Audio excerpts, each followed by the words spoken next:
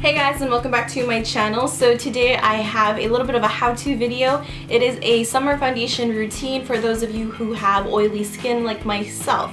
So I'm going to be starting off this look with my eyes done, so if I look a little weird, that's why. And then I'm going to walk you through the steps that I like to take whenever I am getting my skin ready, my foundation on, for these humid summer months. I live in South Texas, so if I don't know what the definition of humid is, then I must be crazy because it is nothing but humid where I live. It's heat all the time. Temperatures are always high pretty much all year round, but especially during the summer it just really peaks up. So I would like to say that I've had a lot of experience in this area. Also, a lot of my clientele do have oily skin also, so I've worked with a lot of different skin types and I've just really found ways to really get around the whole oily problem and really make sure that your makeup stays looking fresh and lasts long throughout the day. So if you want to find out how to do this, then of course just keep on watching. So the first thing that I like to do before I start my makeup process is check to see if I have sun protection. And since I am going to be using a foundation today that does not have any SPF in it, I'm going to be applying SPF separately. So I am using my Bobbi Brown SPF 50 Protective Face Base. If you are using a foundation that already has SPF in it, then you can skip this step. But I really like this SPF face base because it is very lightweight and it's actually the one that I found that doesn't really interfere with oily skin. It doesn't leave you feeling more oily or greasy, which is really good. So I just take a little bit and make sure to really work that all over my face. A lot of people don't realize the harmful damage that sun can cause your skin. If you are light or fair complected like I am, then it is a big must. I actually went to the beach this weekend and I got a little burned, but it could have been a lot worse. And that's because I was already wearing sunscreen, so that just goes to show you. The SPF level is also another important thing to look at too. A lot of people think that this is going to be like the strongest one as far as potency, but with the SPF 50, what the number actually means is the amount of time it'll last you until you need to reapply sunscreen. So after I've applied that, I am going to take my Benefit License to Blot blotting stick. I know in my video that I did, the review of it, a lot of you guys were a little bit turned off by it because by the end of the day you could still see some shine on it. But just like a little side note, the shine that was coming through in that video, it wasn't the normal shine that I typically see when I'm not using any kind of oil control product. So that's why I did give it a thumbs up.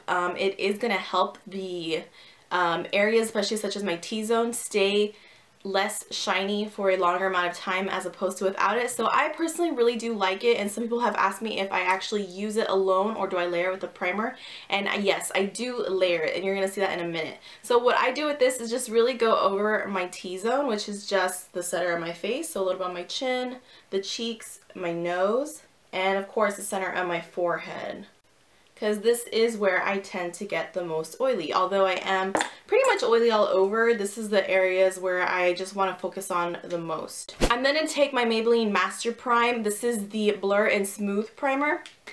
It's, like I mentioned before in my favorites video, it is an okay everyday primer. I actually do still prefer my Maryloumanizer Velvet Finish Serum Primer, but this one will do for now, and I still have a good amount of it, so I'm going to make sure I use it all. And I'm actually just going to be smoothing this again all over my entire face. And with primer, don't be afraid to really get into these crevices here. In fact, those are a little bit more important than the overall larger areas of your face. So a lot of people ask me if primers really do make a difference, and my answer to that is yes, they do make a huge difference. I personally use a primer every time that I wear makeup, so especially for those that have oily skin or larger pores, you are going to see such a huge difference. For those that may have normal skin or maybe drier skin, you're probably not going to see a difference, or you're not going to like it. So make sure you are getting primers that are suitable for your skin type. If you are normal to dry, get a more hydrating one. And then on the oily to combination skin spectrum, get those that have oil control or, you know, pore minimizing benefits. So before I move on to foundation, I do like to just do a little bit of correction underneath my eyes. I do have slight redness and purpleness. The corrector that I like to use during the summertime, since it is a little bit more hot and humid, I don't like to use my typical Bobbi Brown Light Bisque corrector, which is the very creamy formula that Bobbi Brown makes. I actually switch over to the Tinted Eye Brightener.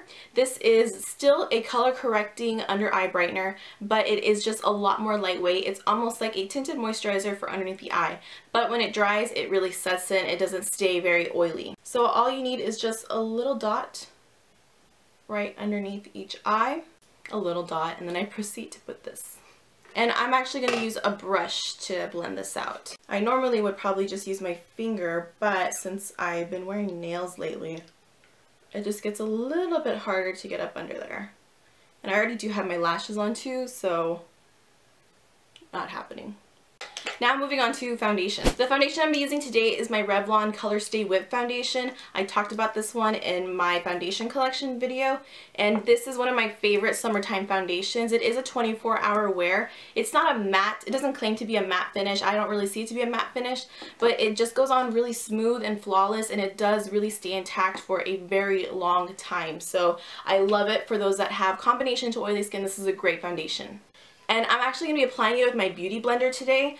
People have asked me how to use this or my opinion on it. I personally have just kind of fallen in love with it because before I just wasn't too big of a fan of it, but something is just drawing me to it lately and I've really been enjoying using it.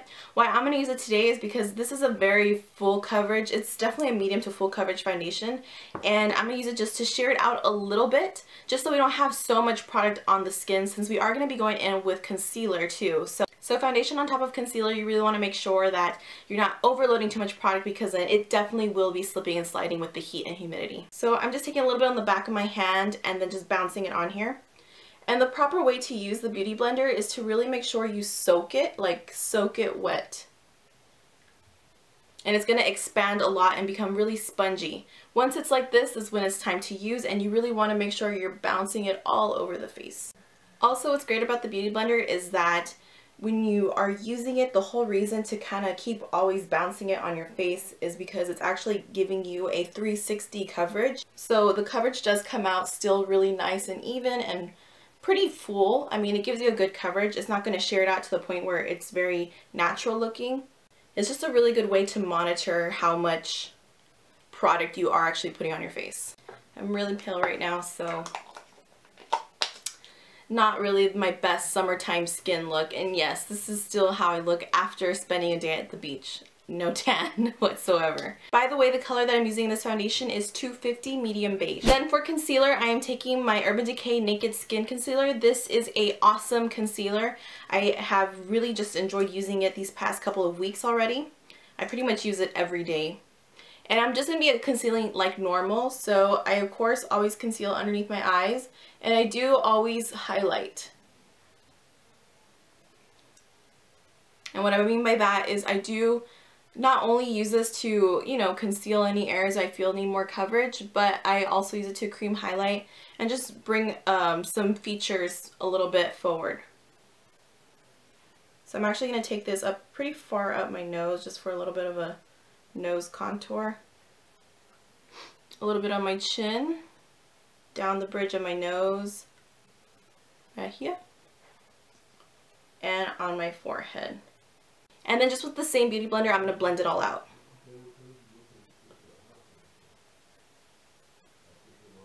And you can just already tell how well it just melts everything into the skin. Once this is blended all out, this is going to be one of the most important parts about this whole tutorial.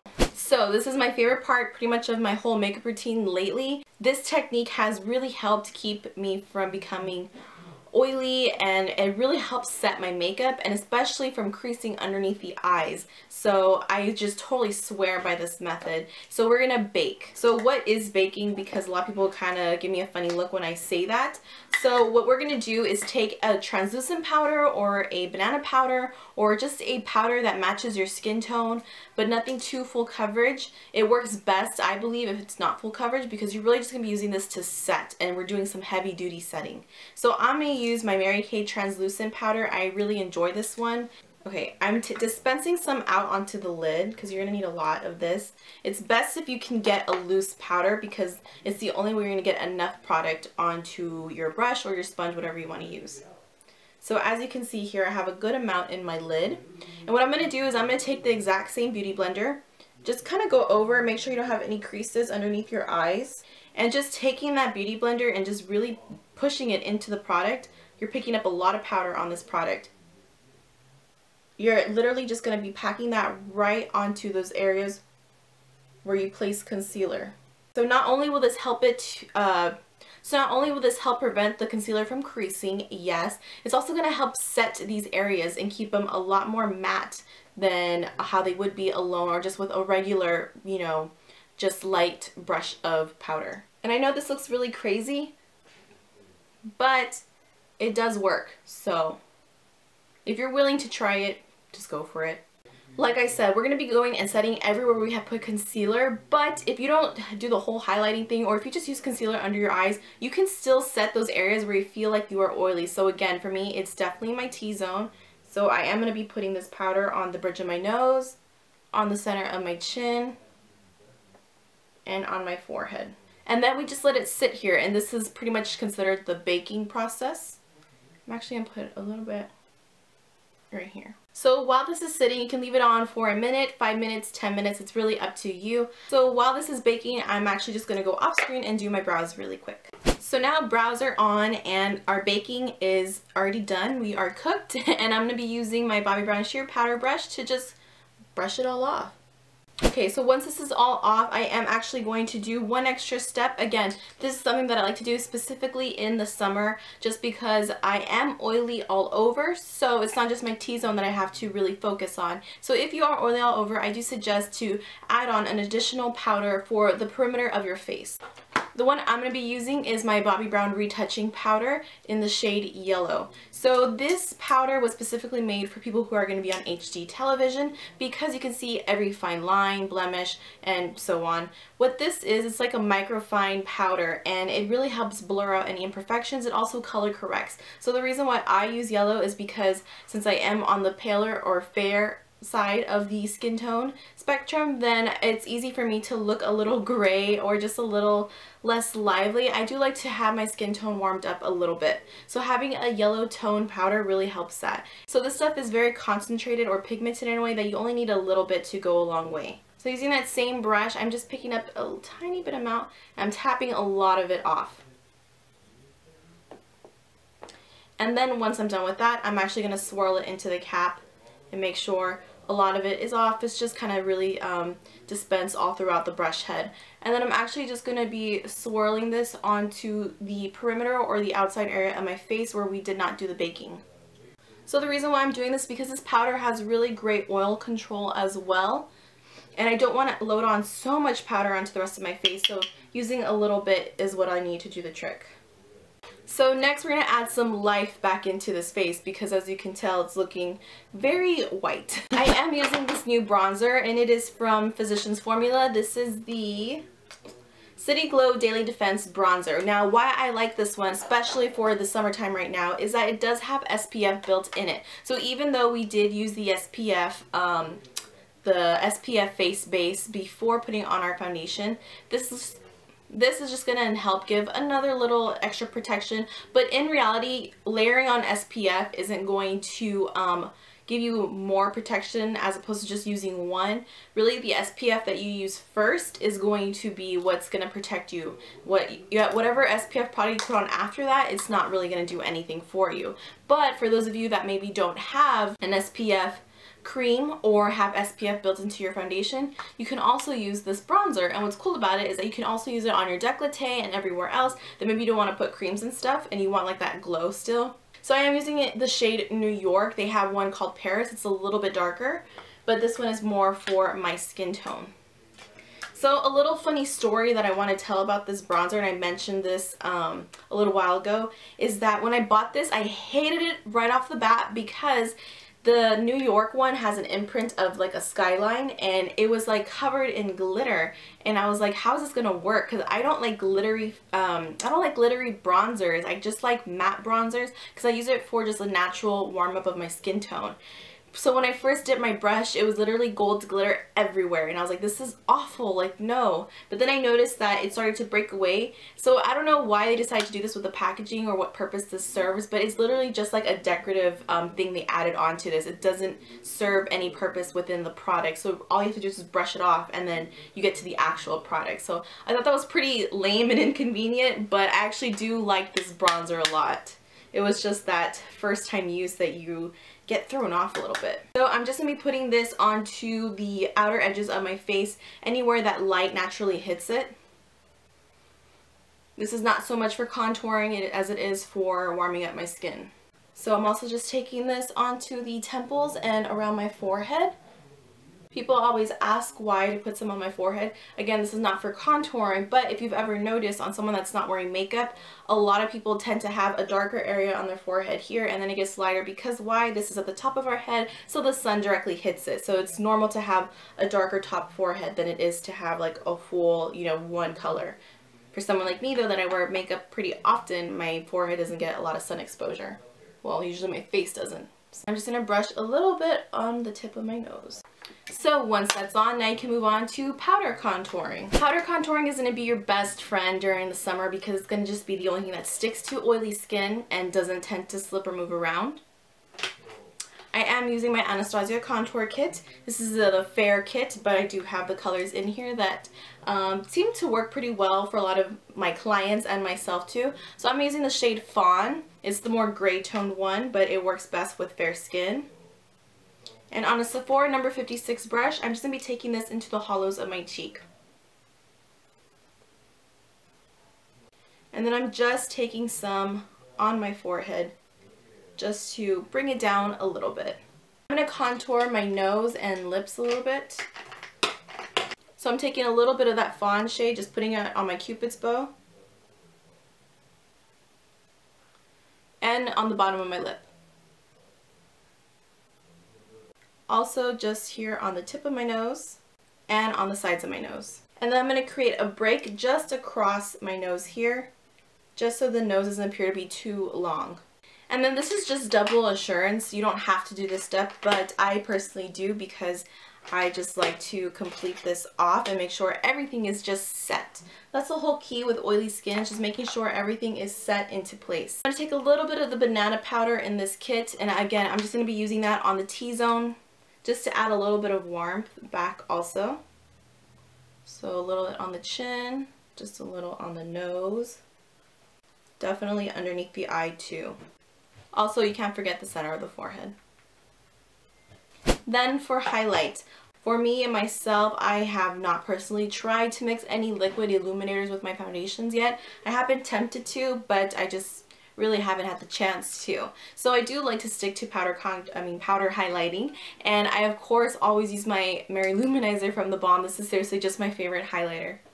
So just taking a small brush, I'm just going to be taking a small amount. You can do this before or after your blush, but I am just choosing to do it before my blush today.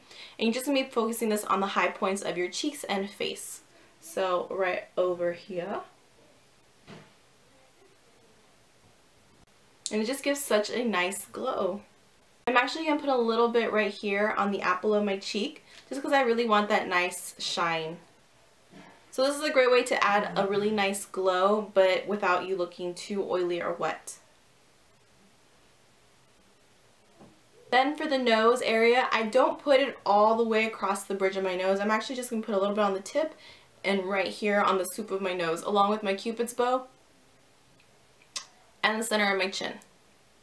And then this step is optional. I've said it before. I like to put a little bit above my eyebrow just to overall have a glow going on. You don't have to do this, but I personally really like the way this looks. I am going to take my face blender brush from Bobbi Brown and just kind of go over everything just to make sure it's all blended and nothing is too heavy or chunky.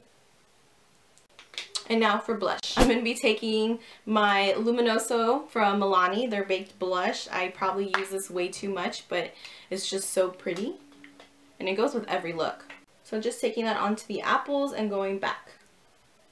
You really want to make sure you blend your blush into your contour or into your bronzer, just so you have an even flush look. You want to see a nice all together gradient. Nothing too piecey or separated. harsh lines, if you will.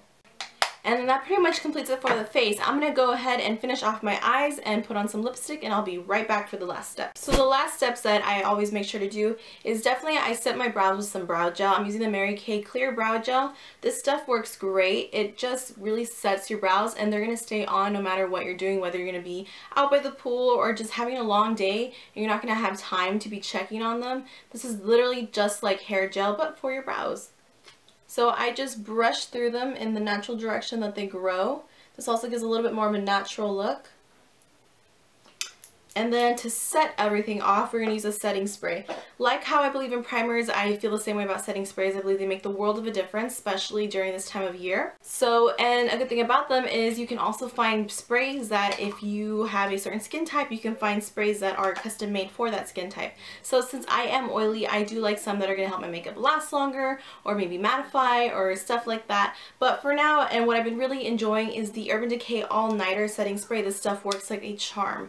And you just hold it away about 4 to 6 inches from your face and give yourself a really generous mist all over, which I'll do right now. Also, it's just like really refreshing. So I hope this tutorial helped some of you out there and y'all learned something. If you did, give it a thumbs up or give me a comment down below of what you liked. And if you guys have any tips that you use for summer, and if you have oily skin as well, then go ahead and leave them for me to read down below. And I will see you guys in my next video. Bye!